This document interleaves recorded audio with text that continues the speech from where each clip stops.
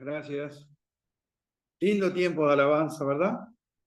Muchas gracias a los músicos. Gracias por guiarnos en esto de cantar. Yo soy muy duro, muy feo cantando, pero bueno, lo hago. Me gusta, y especialmente con el pueblo de Dios. Y eso es algo que nos hace bien. La idea en esta tarde era poder ver, a ver cómo estamos de tiempo. Ahí estamos. Bueno, tipo 12 termino, así que cuando ustedes apaguen la luz yo me voy. La idea es ver algo del sufrimiento. A veces nosotros pensamos que el sufrimiento que nos toca vivir es una cosa excepcional. Pero la verdad es que el sufrimiento es una parte natural de nuestra vida. Nadie elige sufrir o no sufrir.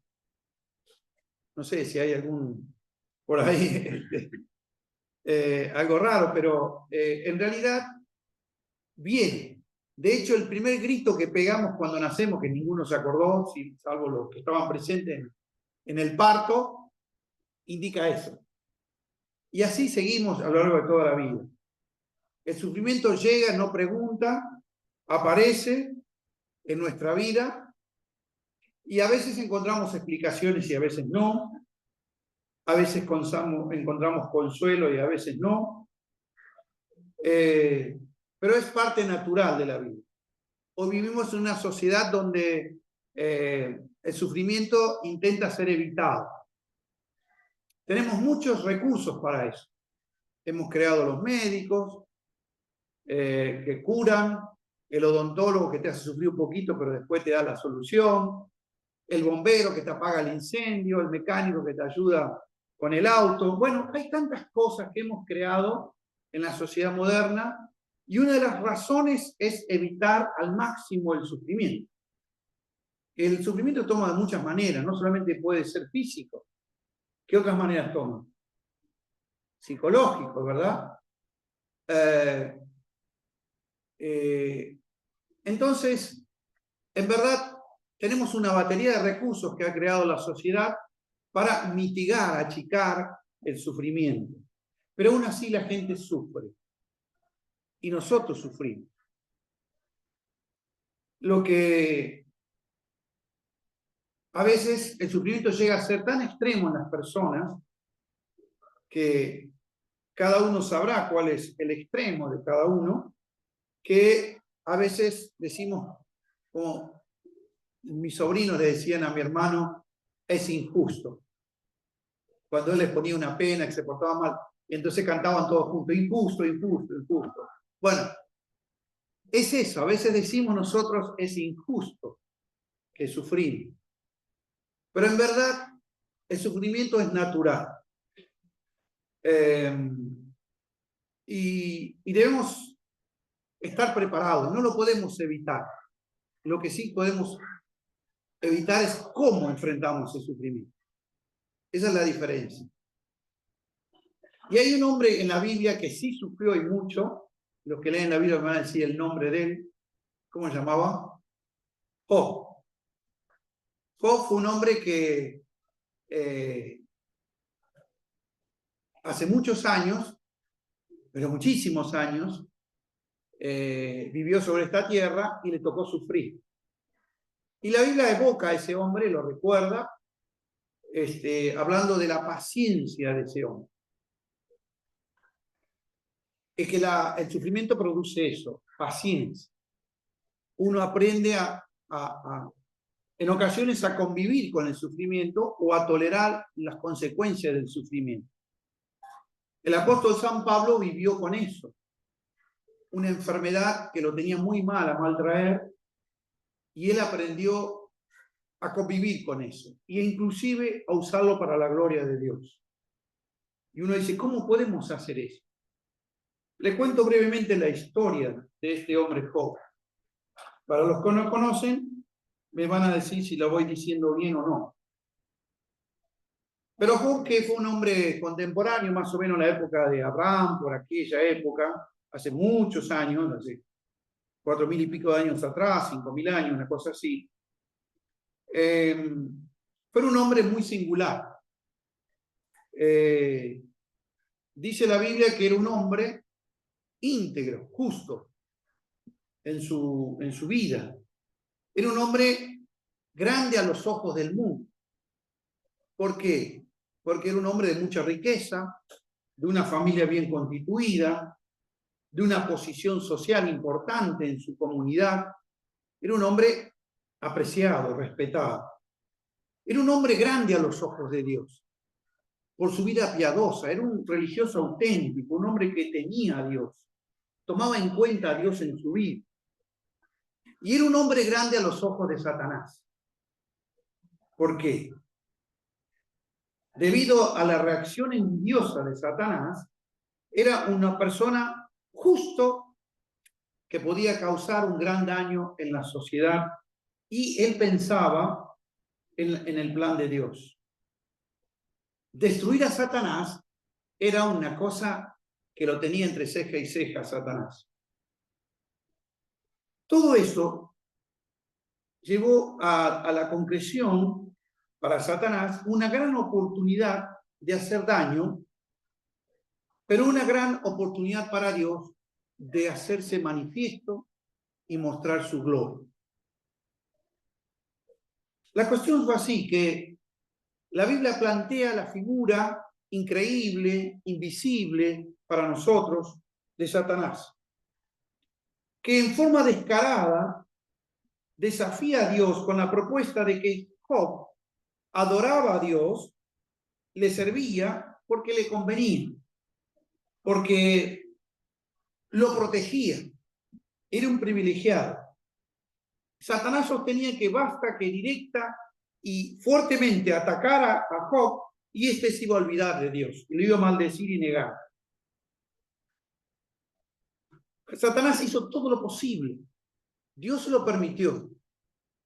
Y parece ser una cosa curiosa, porque esto parece ser algo como si hubiera sido una apuesta entre Dios y Satanás. Te voy a mostrar que no, te voy a mostrar que sí.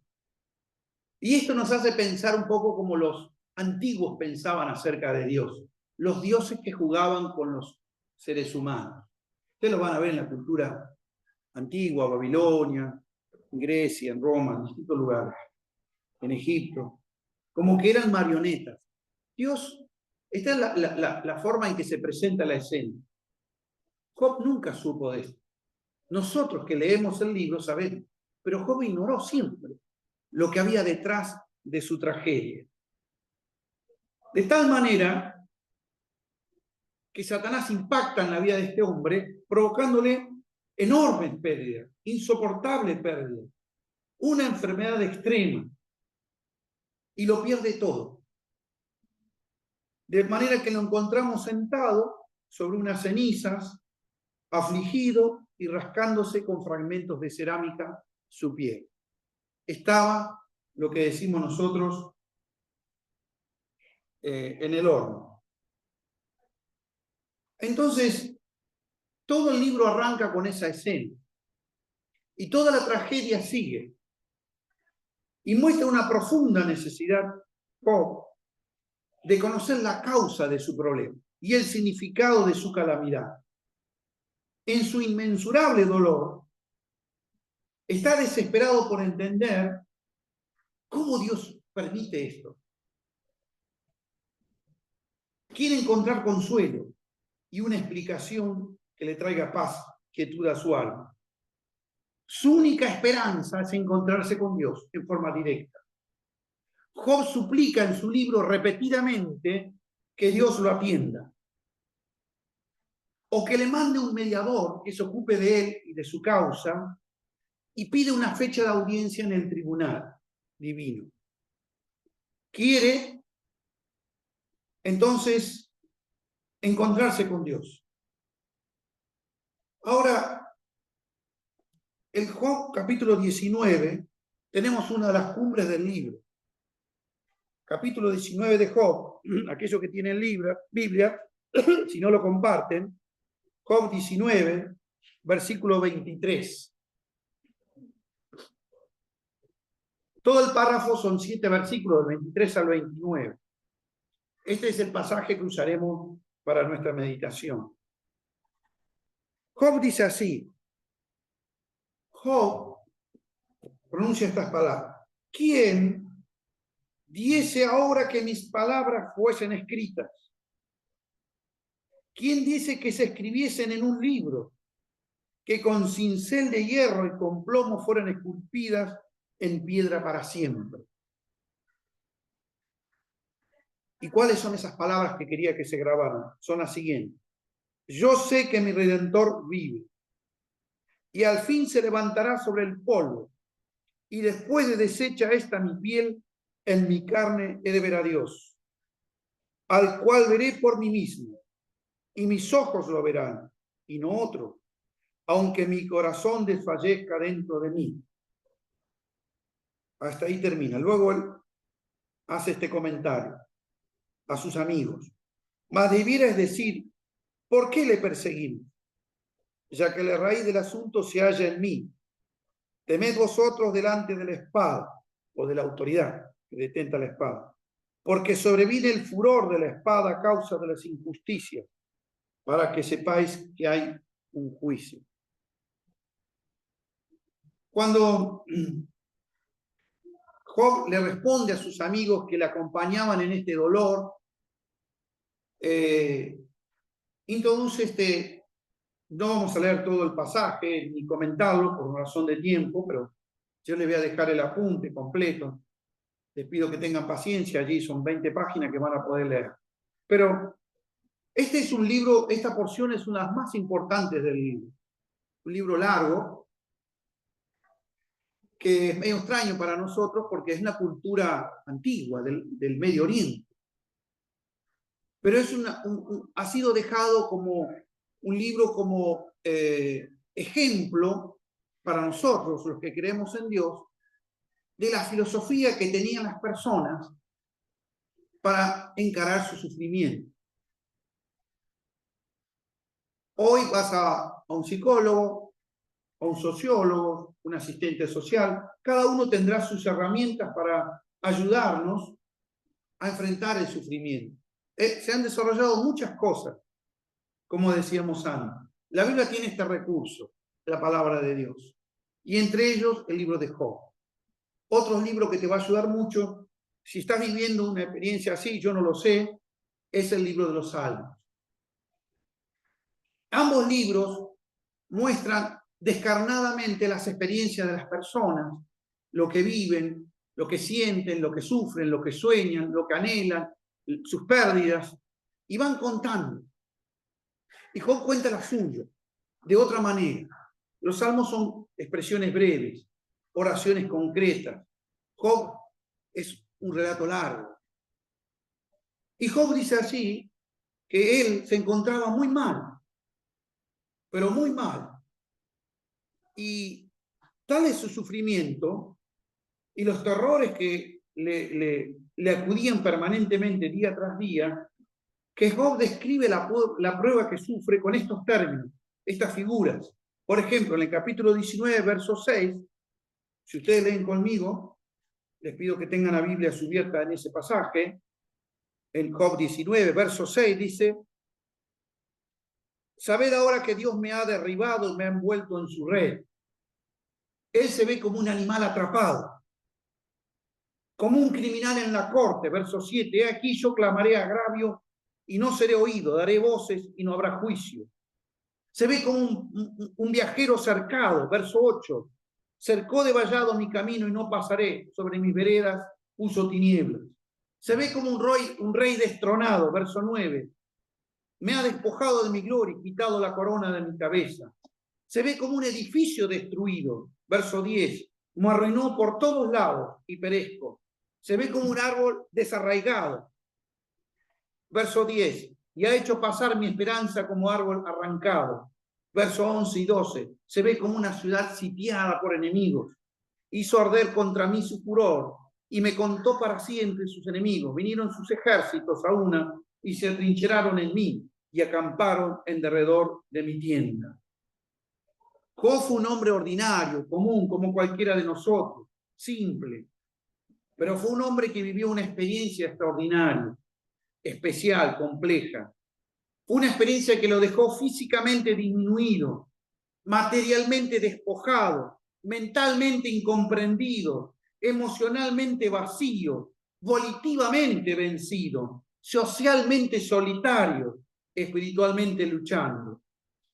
Para esta situación de Job, las muchas reflexiones de sus amigos no eran una fácil explicación y acudían a lo aparentemente coherente. Como decimos los argentinos, le pasa eso porque algo mal habrá hecho. Eso es lo que decían sus amigos. Pero como en este caso, como mucho de las cosas, experiencias humanas, no todo tiene una solución tan sencilla. Decididamente el razonamiento humano en ocasiones resulta totalmente inadecuado y hasta puede desvirtuar la realidad propia de las experiencias humanas. Lo único que a veces nos queda en el sufrimiento es, como dice Jerry Bridge, confiar en Dios, aunque la vida duela. Podemos adelantar que la respuesta al dilema más profundo de Job llegará muchos años después, no en el momento. Él podía decir lo que hemos dicho allí. Yo quisiera que estas palabras, ¿por qué dice eso Job? Job dice, yo quisiera que alguien, cuando pasen los años y pasen por aquí, puedan leer lo que a mí me pasó. ¿Y qué es lo que me ha sostenido en el sufrimiento? Él habla de 3 formas de escribir. Ahí está, no hay momento para eso. Pero en aquella época se escribía de varias maneras y él las describe las 3 maneras en que se escribía en aquel tiempo. Pero Job quería que esto quedara. Quedara porque algún día iba a ser reivindicado. Alguien iba a decir, fue justo este hombre. No merecía sufrir lo que sufrió. Él esperaba eso.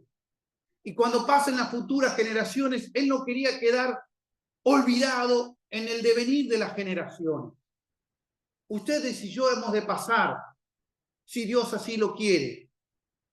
Y nos recordarán nuestros hijos, a veces bien, a veces mal, qué sé yo. O quizás nuestros nietos o sobrinos y aquellos que les quedemos debiendo cosas, pero después la gente se volverá. Seremos un número más en el cementerio. Job no quería eso.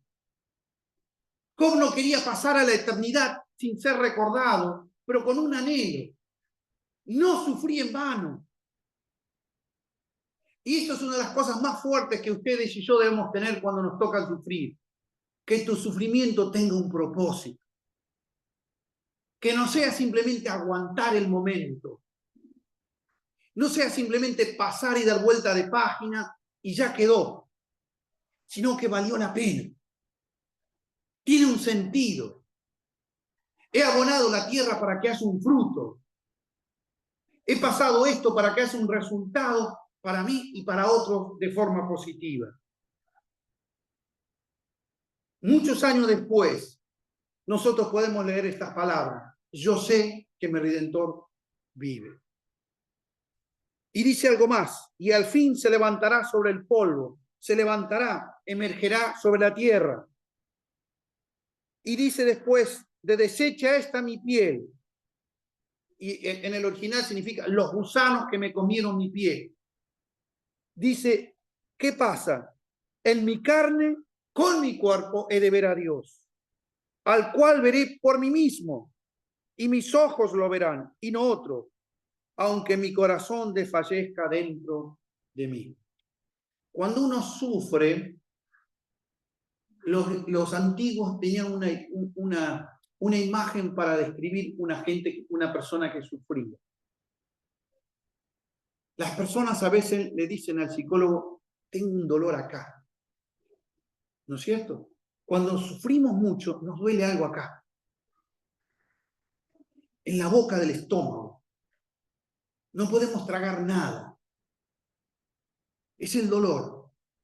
O como dijo una niña, me duele el alma, papá. No sé dónde está, pero me duele.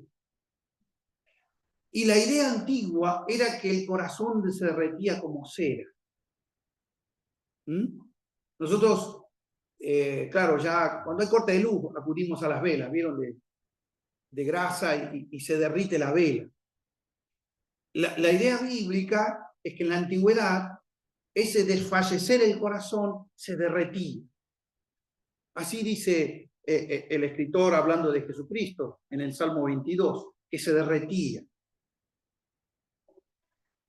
Y varias veces Isaías también habla lo mismo del Señor, pero esa es la idea. El sufrimiento es tan grande que se me derrite el corazón. Me duele. Me duele. Y no hablamos del dolor físico, sino el dolor del alma, que es aún más duro todavía. Job tenía eso entre manos. Job quería que los demás leyeran su historia y podían decir que puede reivindicarse esto. Lo único que me interesa, en otras palabras, es qué va a pasar conmigo y qué tiene Dios que decir sobre esto que sufro. Tenemos que pasarlos el tiempo, como hemos meditado hoy en la cena del Señor. Jesús es la respuesta de Job. Jesús es el logos de Job. Es el discurso, es lo que Dios le tenía que decir a la gente que sufre. Dado que Dios habló en Cristo, todo lo que dijo fue definitivo en Él. Había que esperar a que viniera ese Redentor, del cual habla aquí. Yo sé que mi Redentor vive. Job, sin saber, estaba profetizando. Las palabras que Job iba a pronunciar son de un significado eterno. Por lo tanto, pide que sean guardadas para las generaciones futuras. ¿Quién diese ahora que mis palabras fuesen escritas? Es su clamor. ¿Quién me dará esa oportunidad? Es tan importante que quiero que queden registradas. Y no solamente eso. Él no quería que quede registrada su historia, mi familia, todo lo que yo tenía, un raconto de todo, como si fuera una declaración jurada frente a la impositiva. No. Yo quiero que quede registrada mi fe, que es lo único que me sostiene en el sufrimiento. Porque en el sufrimiento estamos como Job, estamos despojados de todo. Y en medio de su gran pobreza, Job sostiene, exhibe una gran riqueza. Tengo un redentor, alguien que se va a ocupar de mí. ¿Y qué era un redentor en aquel tiempo? Un redentor era una persona cercana que frente a mi tragedia estaba obligado a ayudarme. No tenía opciones, tenía que venir a ayudar. Ese era un redentor. Una palabra hebrea es Goel. Goel significa un pariente cercano o un próximo, un amigo, alguien que se acerca en mi dolor y me ayuda. Job no quería que queden registradas sus cosas, su vida, sus asuntos, sino su fe. ¿Con qué propósito hace esto? Porque él fue acusado y él siente que es inocente. La experiencia del sufrimiento de Job era quizás de una distinta a la que nos toca vivir a nosotros. Porque nosotros sufrimos por otras razones. Razones que el corazón a veces no entiende, pero que le duelen. A veces sufrimos injusticias, a veces sufrimos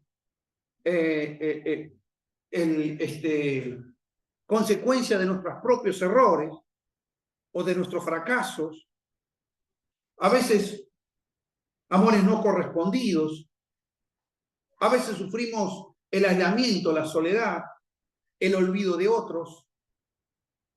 ¿Cuántas cosas sufre el ser humano? Si ustedes hacen una lista es impresionante. Y hay veces son sufrimientos que nos marcan de por vida.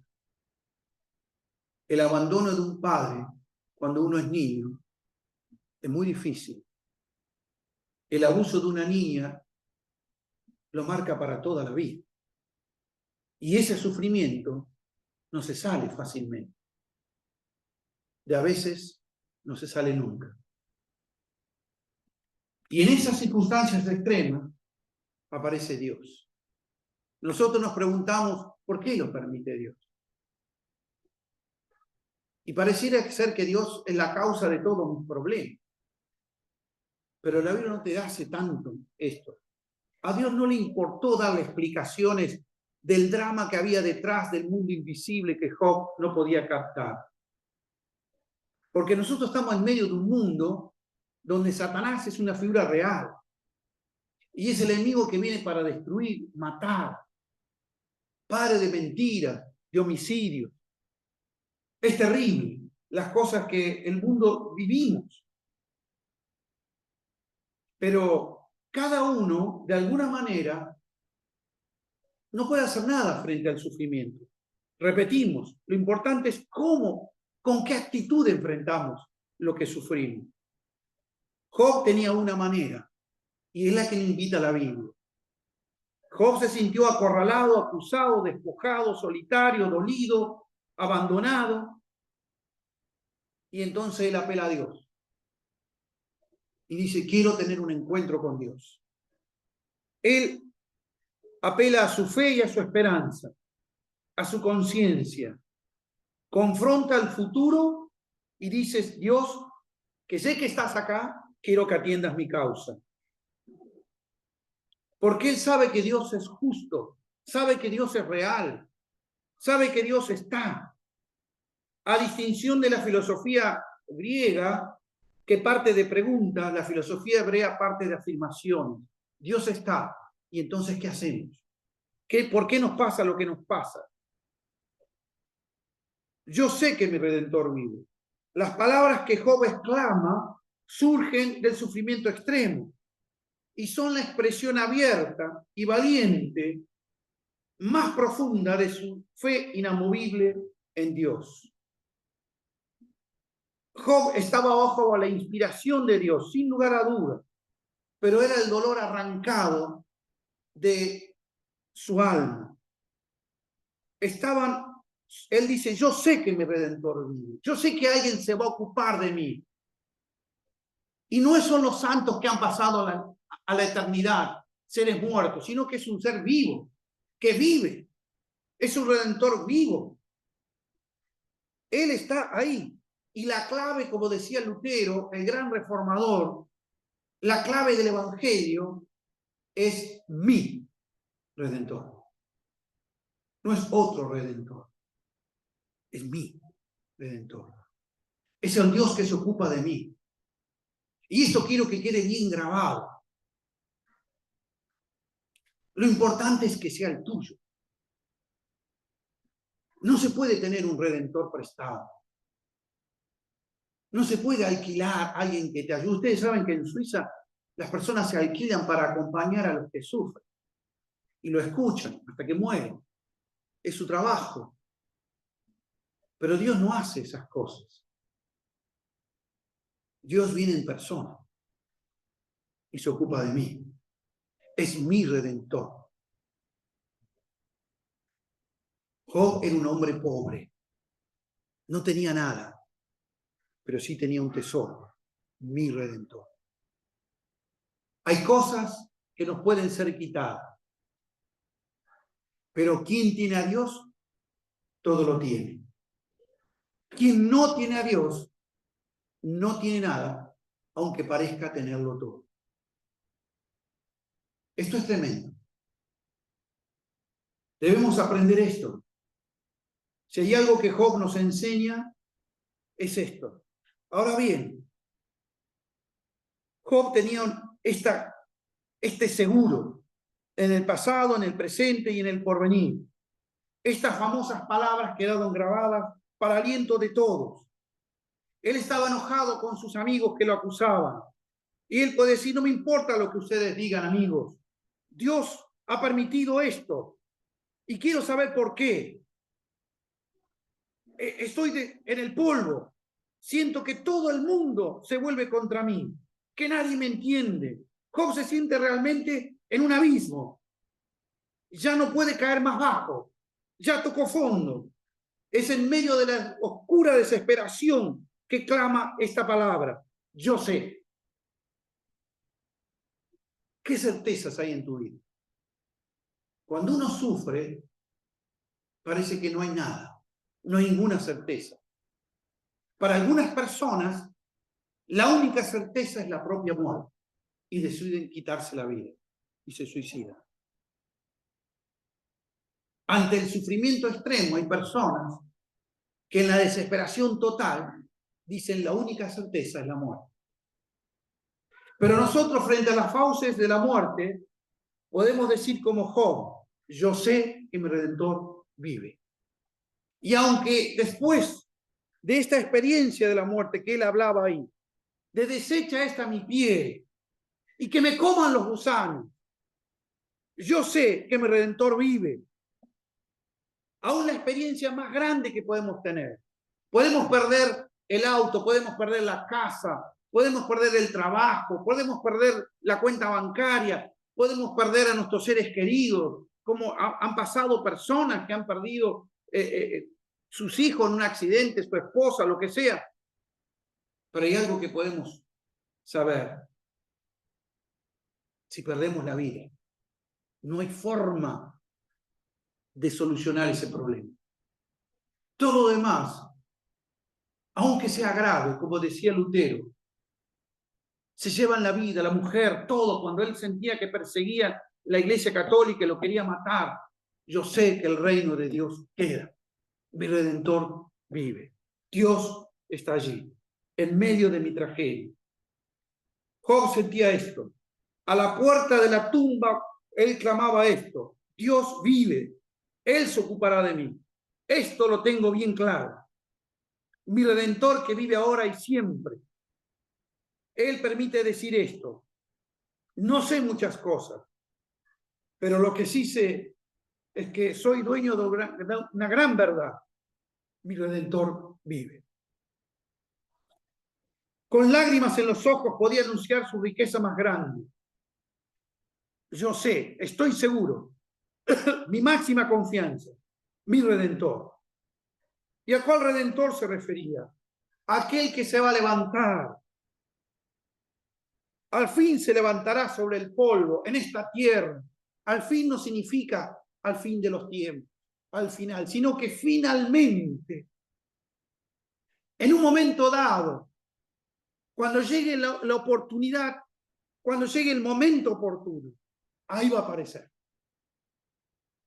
Y nuestros tiempos no son los de Dios. El reloj de Dios no anda igual que el nuestro. Nosotros quisiéramos que Él se ajuste a nuestro programa. Y el problema es que no es así. Al revés, nosotros tenemos que ajustarnos al programa de Dios, al horario de Dios, a la agenda de Dios. Y cuando esto pasa, nuestra vida cambia. Hay cambios tan grandes como Pedro experimentó. Yo soy pescador, decía Pedro, el apóstol, y se dedicaba a eso. Su familia se dedicaba a eso, sus padres se dedicaron a eso, sus hermanos se dedicaban a eso.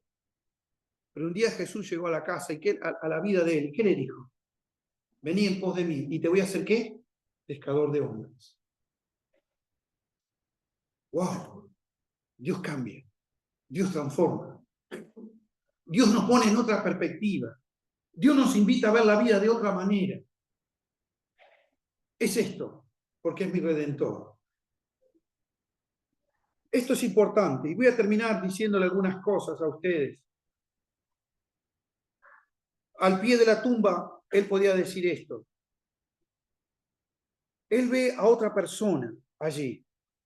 Lo veré por mí mismo. Yo no sé ustedes qué cosas ven, pero yo que veo poco, veo de medio ojo, porque uno no veo y el otro veo por la mitad. Yo sé que cuando esté en el cielo voy a ver plenamente. Yo tengo el problema que no tengo bien, veo con un solo ojo, así que no tengo perspectiva. Esa visión que ustedes por ahí puedan tener, los que tienen con los dos ojos. Job podía tener ese problema, pero no importaba. Veré a Dios. Veré a Dios cara a cara. Lo interesante es que mi Redentor no es Dios, es otro. Esto es algo maravilloso. Job estaba viendo que el Dios el Redentor que él ve, es uno que está en la tierra y que le va a reivindicar en la tierra, no en el cielo, en la tierra. Y ese Redentor es Jesús, quien vino a la tierra.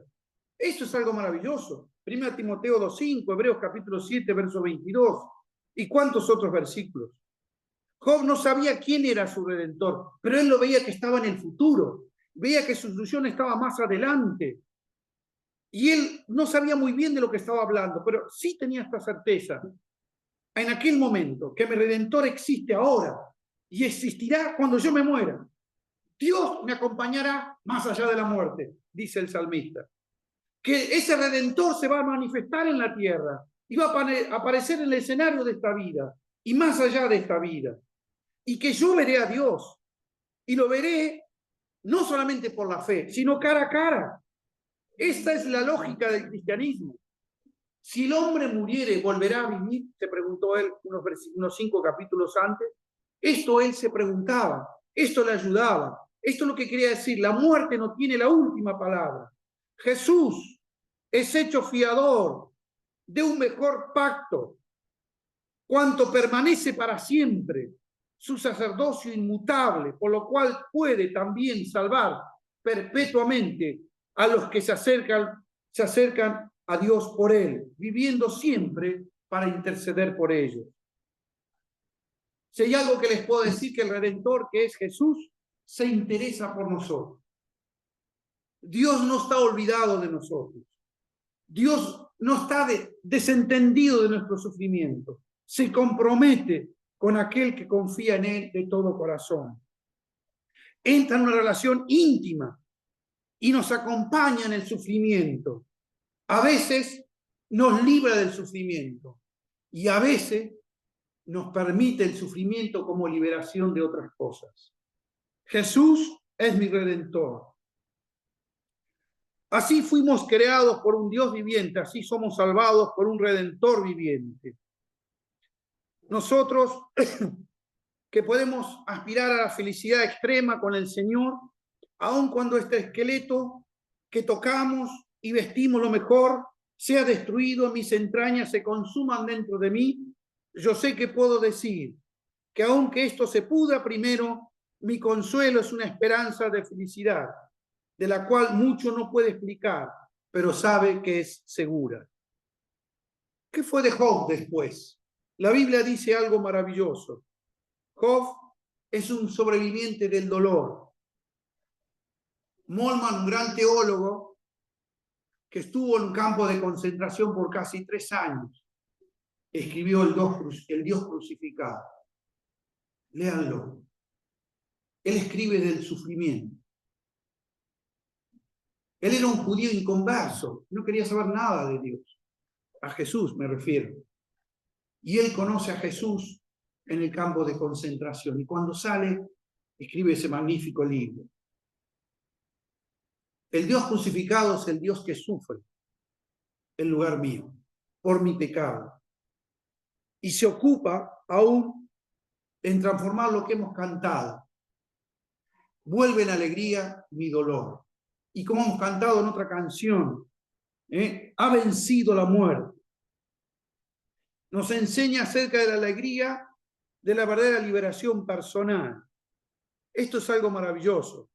Yo, si hay algo que me impacta, es que la Biblia dice cosas extrañas sobre el dolor, sobre el sufrimiento. La Biblia dice, felices los que sufren. Está loco Dios. Bienaventurados los que sufren. ¿Por qué? Porque de ellos es el reino de Dios. Y otra cosa dice más loca todavía. Bienaventurados los que sufren por causa de mí. Pero Señor, ¿y no viniste a traer paz y felicidad y amor? Pero Dios habla de sostén.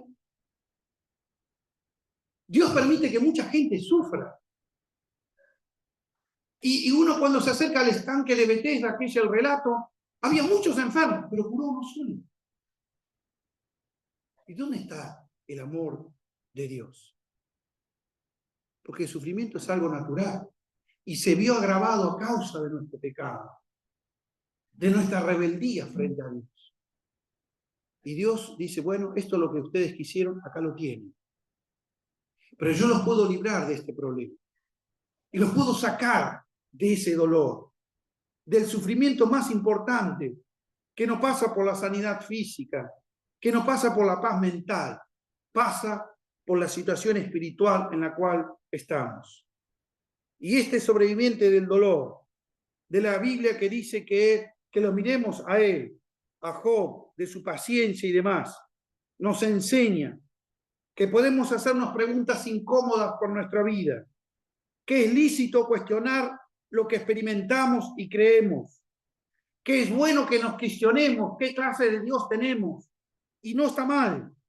Lo importante es saber a qué conclusiones llegamos, y las conclusiones son las que la Biblia nos habilita a tener, que nuestras experiencias personales deben ser enfrentadas en lo interior del corazón, en la meditación privada, en la fe puesta en Dios, que la experiencia de Job fue especial y no tan común, pero es un caso testigo para todos nosotros, que Dios permite muchas veces cosas en nuestra vida para la gloria de Él y para nuestra instrucción general.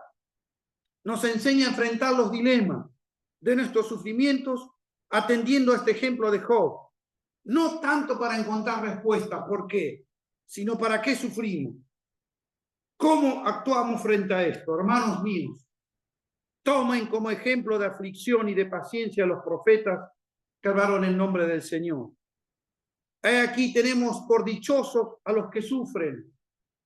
Han oído de la paciencia de Job y han visto el fin del Señor, que el Señor es muy misericordioso y compasivo. Al atender cómo los creyentes de la Biblia enfrentan su sufrimiento, nosotros somos invitados a ser igual. Cuando yo veo el sufrimiento de algunas personas, llego a mi casa y pienso en esas personas y digo, qué bueno Dios ha sido conmigo, porque no me ha permitido pasar por cosas iguales. Pero cuando miro mi pasado, también encuentro que hay etapas en que Dios caminó conmigo en mi valle de sombra y de muerte. Y puedo decir, qué bueno que Dios ha sido conmigo. Y cuando el futuro que nos espera, lleno de incertidumbre, no estoy hablando de lo económico, sino de lo espiritual y lo mortal de nuestra experiencia, que es la muerte, precisamente, podemos decir lo mismo, qué bueno que es Dios, porque Él está allí presente, más allá de la muerte. Yo di este mensaje hace unos meses atrás y se me acercaron 2 personas a saludarme. Y me dijeron, gracias, José. Bueno, está en la palabra de Dios. Esas 2 personas, los 15, 20 días al mes, partieron la presencia del Señor. Rodolfo Begué y Adolfo Martín. Muchos de ustedes lo conocen. Y Rodolfo me abrazó y me dice, qué bueno que es para la etapa de mi vida que me toca, un hombre de 85, 87 años. No sé, Fede, por ahí, ¿no es cierto? Y después que pasó, yo me quedé helado. No quiero que nadie se muera acá, ¿no? Por favor. Pero sí hay una cosa, que si quizás todo nos pasa, tengamos esta fe, la de Adolfo y Martín. Hombres que vivieron como nosotros, sufrieron. Y es difícil vivir en la Argentina, ¿eh? Pero tenemos esta certeza. Yo sé que mi Redentor vive. Aun cuando pase lo peor, que es la muerte, yo sé que Dios está ahí. Siempre. Nada está fuera del control de Dios. Amén. A Él sea la gloria.